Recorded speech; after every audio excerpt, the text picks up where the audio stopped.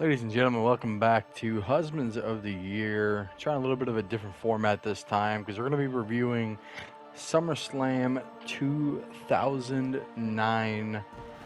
And this has to be one of my favorite SummerSlams of all time. Easily lands into my top five.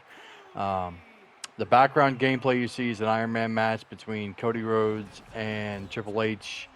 Kind of a callback to that night. SummerSlam 2009 was highlighted with the return of DX, Shawn Michaels, Triple H versus Cody Rhodes and Ted DiBiase.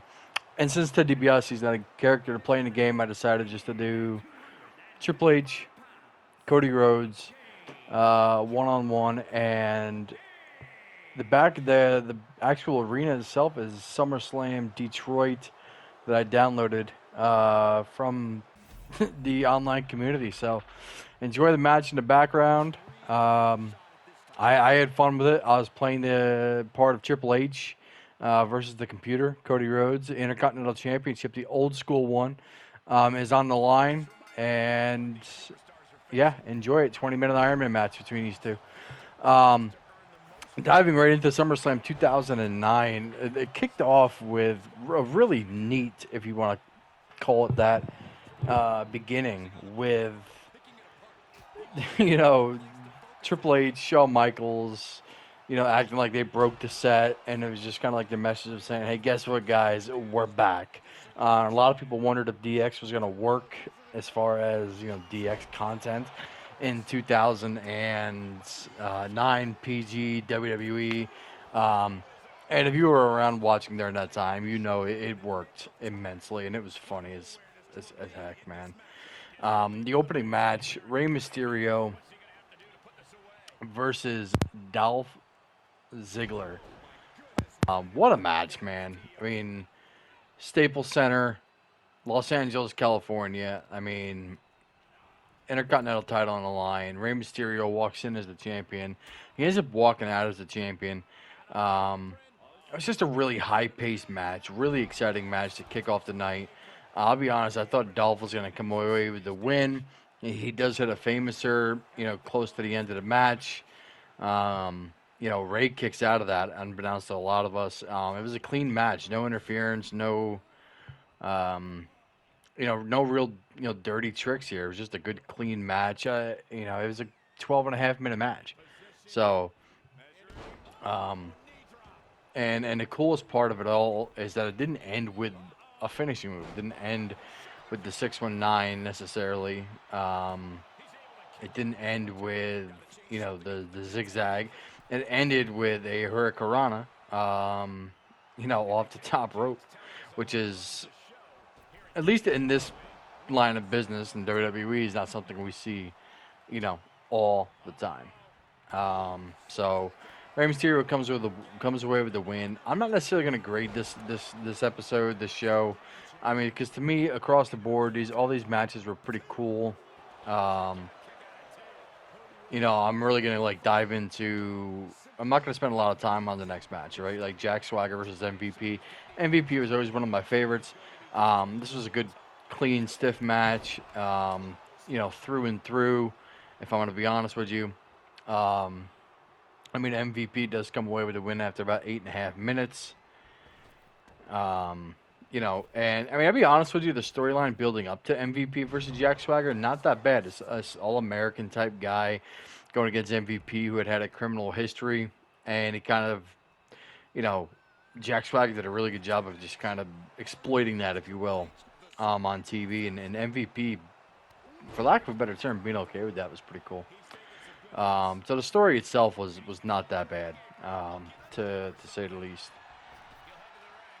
The third match in the show itself, Jericho versus Crime Time. I'll be honest with you. Um, I don't necessarily remember the match, so I had to like kind of watch it back to kind of get an opinion on it. Crime Time was fun, and like that was the thing. I remember watching Crime Time growing up in 2000, like 5 or 6. Um, Crime Time was just a fun crew. I don't know what else to say about them. I mean, they were never like nobody was ever expecting them to be, the best of the best and to be, like the next Dudley Boys, Hardy Boys. But man, they were fun to watch and they were definitely fun to listen to, and they come out dancing. They had a couple segments with DX like way back in '06. The match does end with a little bit of a dirty ending. Walls of Jericho on JTG. Big Show comes in with the right hook, kind of knocks him out, and Jericho walks away with the win, keeping their titles. And the fun fact, if you didn't notice, Jericho, which is Chris Jericho and the Big Show as a tag team, that happened simply because Edge got hurt. And because Edge got hurt, like I think one or two pay-per-views earlier, I believe he tore his ACL or his MCL. Chris Jericho and Edge were supposed to be a tag team, and so Chris Jericho had to find somebody else. So, it's kind of the way of the WWE world, but that comes into play later on in the year when the Royal Rumble comes around. So, the next match on the card, not for nothing. Another great Khali match on the docket. Great Khali versus Kane in a 10-minute match that you really just don't expect to ever be great. And let's face it, I mean, Kane can go out there and have a lot of great matches with some folks, but at the Great Khali, it's kind of difficult. I believe it or not, I actually liked the match at WrestleMania 23. I did. I thought the whole gimmick of Kane and his movie, I think the movie was called See No Evil, and having the hook and, to see someone in there bigger than Kane, and to be, and let's face it, Great Khali looks massive, and he is massive. And when I was a kid, I saw him wrestle one time in person, and he is a big dude, just no doubt. But to be honest with you, so is Kane. So the fact that like you see Kane go in there and look small compared to somebody, that it's pretty impressive. It truly is impressive. And Kane, ironically enough, does come away with a win on this match. So, um, which you really just don't expect to happen in a match like this. Kane ends up grabbing the little, I think his name was Davari or whoever his little assistant was. Kane goes in for a little drop kick, hits him with a DDT, and the DDT is what beats Great Khali. That was the part that was kind of disappointing. I feel like he could have gotten away with like trying to attempt the choke slam, but I feel like Khali is so much bigger he couldn't do it. I was hoping for maybe the flying clothesline off the top rope. That would have gotten him a win, but hey, beggars can't be choosers, I guess. Next match on the card. I mean, let's just get right into it, right? Lean back in my chair. You probably hear it squeaking in the background. Heartbreak Kid Shawn Michaels returns after losing to The Undertaker at WrestleMania 25. And my God, what a build-up it was for Shawn Michaels coming back. When Triple H is getting his ass kicked 2v1 by Legacy, right? And he needs to have help from somebody. And everybody's like, well, maybe it'll be Evolution. Maybe it'll be Randy. No. You know who it's going to be? It's going to be the Heartbreak Kid, Shawn Michaels. It's going to be D-Generation X coming back.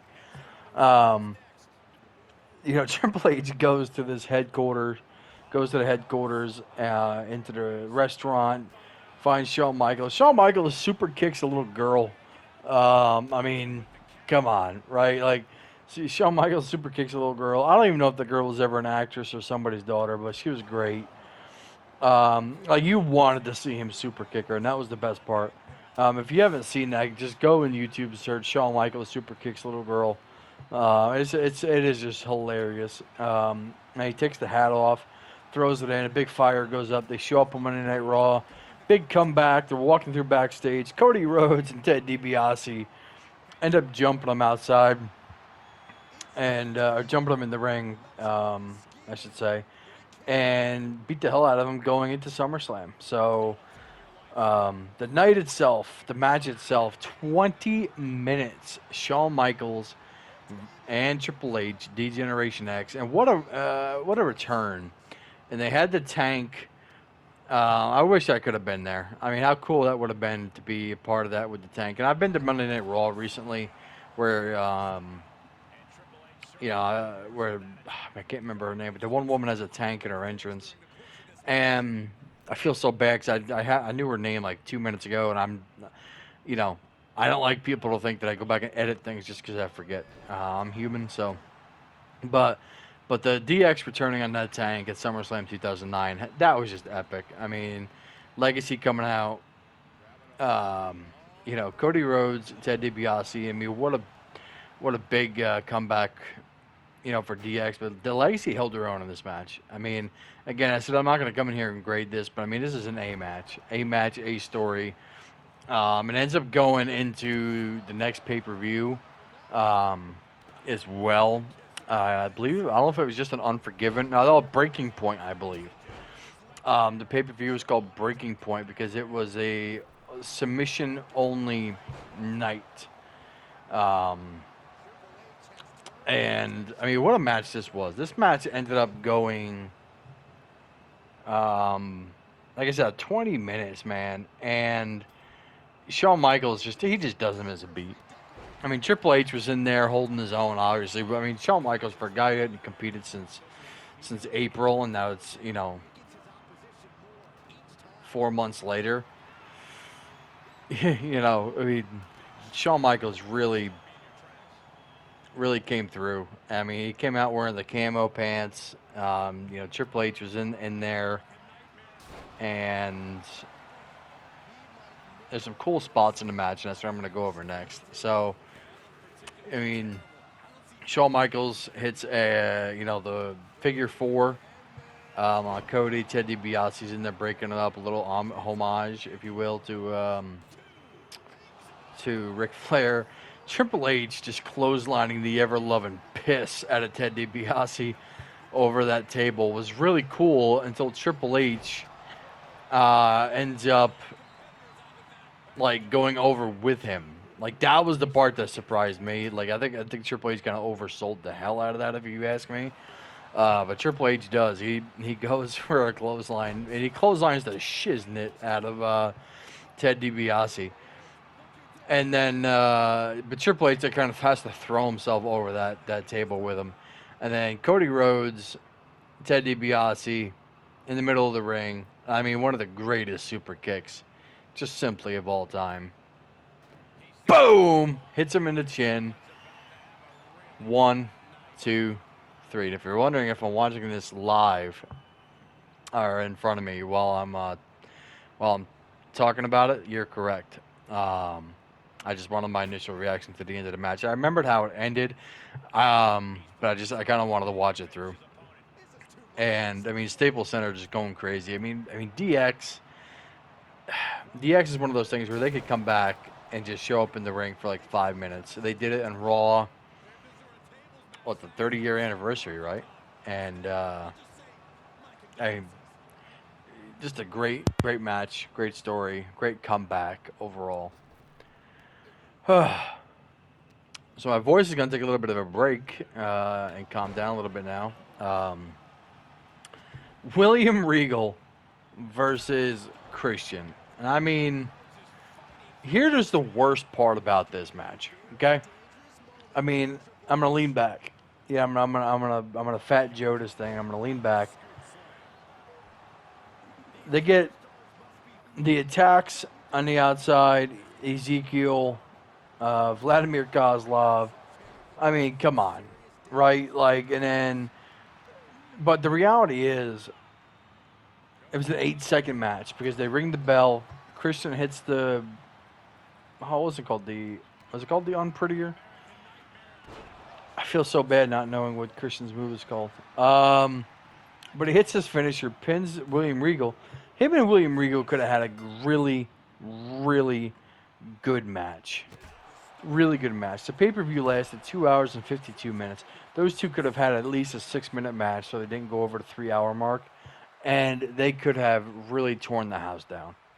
Even in a quick-paced 5, 6, 7-minute match, William Regal and Christian should have been given a chance to do more, and they weren't. That's 2 years in a row that we had two, and I hate to say it, shitty ECW championship matches. Christian should have done better. And so should Regal. And it was just an 8-second match. Those two could have wrestled. Those two could have had match of the night as far as like just a classic in-ring, old school wrestling match goes. Those two could have really, really like pulled out the stops, if you will. Two matches left in the card. John Cena versus Randy Orton, right? If you've seen it once, you've seen it 100 times, literally and figuratively. Randy Orton comes in to the match with the WWE Championship. And Randy Orton is like, this is the point in time where he's like evil as can be. So, Randy Orton versus John Cena. This actually kind of kicked off the fall of John Cena versus Randy Orton. It really did. And a lot of people don't give it enough credit. They really don't. John Cena and Randy Orton actually had a really good match at SummerSlam in 2009. They had a stipulation on there. Had Randy Orton, got himself counted out or disqualified, this would now be the second time he'd lose the championship. So Randy Orton does end up walking away with the victory, but we're going to kind of go play by play through the match. Randy Orton versus John Cena, a lot of great moments in the match. Like halfway through it, Randy Orton goes outside, grabs his title, trying to get out of there. It's just not working. Referee's like, hell no, get your ass back in the ring. John Cena hits him with a few good slams, too, body slams, sidewalk slams. There's a point in time where like John's just beating the hell out of Randy, and Randy like throws him right through the stairs, the steel stairs, steps on the outside, and them steps go flying, dude. And not for nothing, the pinfalls by Randy Orton are like great with John Cena because he grabs those jean shorts, and when he pins him, it looks like he ain't getting up from that. It just doesn't look like he's getting up.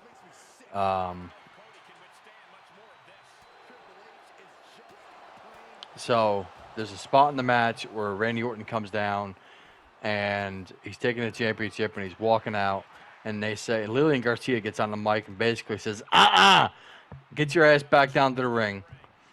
And so he gets down to the ring, and John Cena tries to hit him with an attitude adjustment, and then Randy Orton does counter, tries to hit the RKO, doesn't work. Another attitude adjustment. Randy Orton ends up getting the pinfall victory by putting his feet on the ropes. Another ref runs down. They restart the match again. And John Cena pulls him into the STF. And then that's where it gets really confusing. Because a quote-unquote fan decides to jump into the ring. A lot of distractions going on.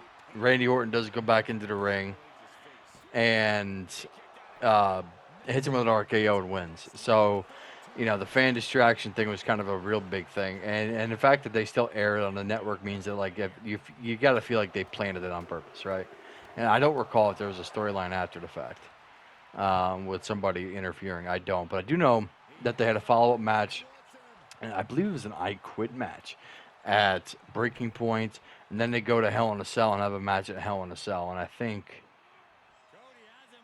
that's kind of where their rivalry ends, was at Hell in a Cell, because Randy Orton wins here at SummerSlam, and then John Cena wins the I Quit match, and then Randy Orton wins it back at Hell in a Cell. They literally just rotate titles for literally no reason other than there's no way they're going to make John Cena say, I quit. Now, the main event of the night. Exciting match. Jeff Hardy versus CM Punk in a tables, ladders, and chairs match. Oh my, for the World Heavyweight Championship. Let me tell you something. This was a brutal match.